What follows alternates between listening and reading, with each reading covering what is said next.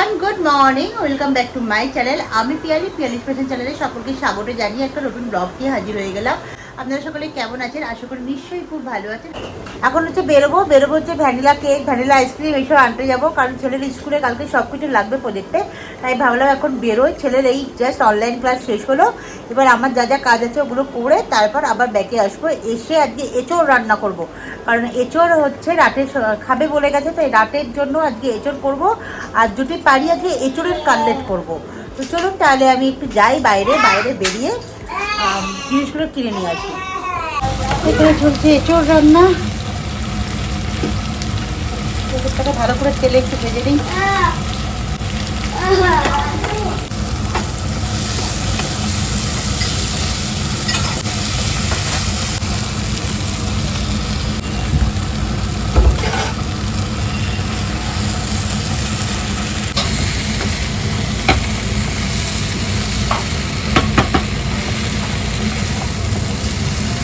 এঁচোড়ের cutlet করব বললাম, কিন্তু গিয়ে দেখলাম এঁচোড়ের পরিমাণটা একটু কম আছে, তাই ভাবলাম এঁচোড়ের ডাললাই করে দিই, কাটলেটটা নয় অন্য একদিন করব। বাইরে হচ্ছে মুষলধারে বৃষ্টি হচ্ছে বাইরে। দেখো বাইরে হচ্ছে মুষলধারে বৃষ্টি, কাঁচগুলো বন্ধ করে দিয়েছি। মুষলধারে বৃষ্টি হচ্ছে বাইরে।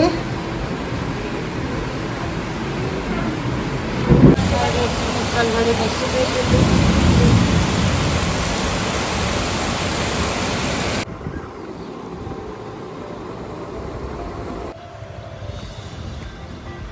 হঠাৎ করে প্রকৃতিটা কি সুন্দর ঠান্ডা হয়ে গেল, ঝমঝমিয়ে কাল রাত্রিবেলা বৃষ্টি হলো।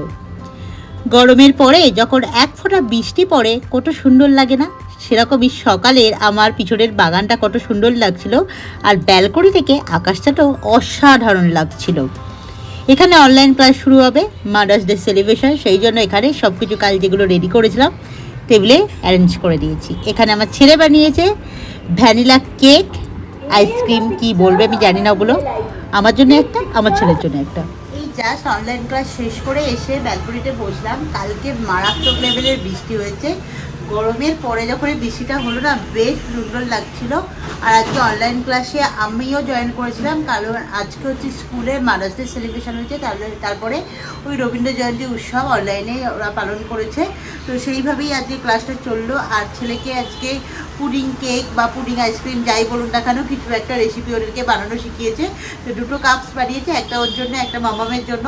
তো বেশ এনজয় করছিল, আর অনলাইন ক্লাসটা ভীষণ মজা করছে, ভীষণ এনজয় করছে। বাচ্চাগুলো বেশ, আমি প্রথমে ভাবছিলাম তো বাচ্চাগুলো মানে ক্লাস করতেই পারবে না, কিন্তু ম্যামরা এত ভালো বোঝাচ্ছে, মানে সুন্দর করে, ওরা বেশ মজা করছে অনলাইন ক্লাসটা। যাই হোক, এইভাবেই সকালটা শুরু হয়েছিল। কালকে এঁচোড় করার পরে আর আমি ক্যামেরা অন করিনি, কারণ ছেলের পড়াশোনা ছিল, ছেলের অনেক টাস্ক দিয়েছে, সেগুলোও করাতে হচ্ছে। সামার ভ্যাকেশান চলছে ঠিকই, সামার ভ্যাকেশানের সঙ্গে অনলাইন ক্লাসও চলছে, তার সাথে অনেক কিছু দিয়ে দিচ্ছে, সেগুলোও করাতে হচ্ছে। সেগুলো করাতে একটু ব্যস্ত হয়ে পড়েছিলাম। আর প্রজেক্টগুলো বানানোর জন্য মার্কেটে যেতে হচ্ছে, মার্কেট থেকে জিনিস কিনে নিয়ে আসতে হচ্ছে, কারণ স্কুলের টিকিটও আর যাচ্ছি না না। তো এইভাবেই চললো কালকে সারাদিন। তারপরে সন্ধ্যাবেলা ঝমঝমিয়ে বৃষ্টি নামলো, খুব ভালো লাগলো। এত গরমের পরে যখন এমনটা বৃষ্টি, সুন্দর ওয়েদার হয়ে গেল। তো আজকে সকালটা তো দারুণভাবে শুরু হল। মানে ঘুম থেকে উঠে দেখলাম জানলাটা খুলে যে এত সুন্দর শান্ত, এত সুন্দর পাখির আওয়াজ, মানে মনটা পুরো, মানে যাকে বলে খুশিতে মরে গেল। আজকে এই দিনটা শুরু করলাম এইভাবেই। তো চলুন তাহলে আজকে যা যা রান্নাবান্না আছে এবার গিয়ে করি, তো দিনটা শুরু করা যাক। আজকে সকালে জলখাবারে বানিয়েছিলাম আলুর পরোটা, এটাই হাজব্যান্ডকেও লাঞ্চ বক্সে প্যাক করে দিয়েছি। শুধু ওকে দিয়েছিলাম একটু টক দই, আর আমি একটু টমেটো কেচাপ দিয়ে এটা এনজয় করেছিলাম। দুপুরে লাঞ্চ বানাতে চলে এলাম। আজকে একটু লিখলাম ফ্রিজে লাউ শাক আছে, তাই লাউ শাক পোস্ত বানিয়ে নিলাম। লাউ শাক পোস্তটা আমার বাড়িতে বেশ সকলে খেতে ভালোবাসে, কিন্তু সচরাচর করা হয় না, তবে আজ যখন আছে দেখলাম একটু বানিয়ে ফেললাম। আর এখানে মাছের ঝোল একদম রেডি।